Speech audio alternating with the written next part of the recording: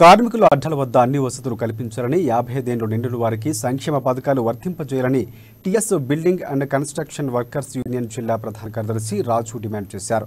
రాష్ట్ర కమిటీ పిలుపు మేరకు ఆదిలాబాద్ పట్టణంలోని లేబర్ ఆఫీసులో జిల్లా కార్మిక శాఖ అధికారిని కలిసి అవినతిపత్రం అందజేశారు. రాష్ట్రంలో పెండింగ్లో ఉన్న కేసులు వెంటనే పరిష్కరించి క్లెయిమ్స్ నిధులు విడుదల చేయాలని అన్నారు.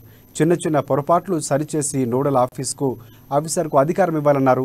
ఇక నిర్మాణ రంగంలో వాడే సామాగ్రి ధరలు నియంత్రించాలన్నారు. కేంద్ర కార్మిక సంఘాల ప్రతినిధులు సలహా మండలి బోర్డులో నియమించాలన్నారు. తదితర డిమాండ్లను వెంటనే నెరవేర్చాలన్నారు.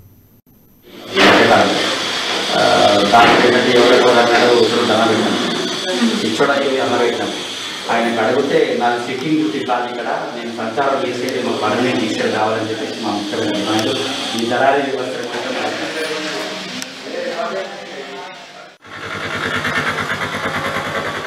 పెండింగ్లో ఉన్న ప్రైస్ అన్ని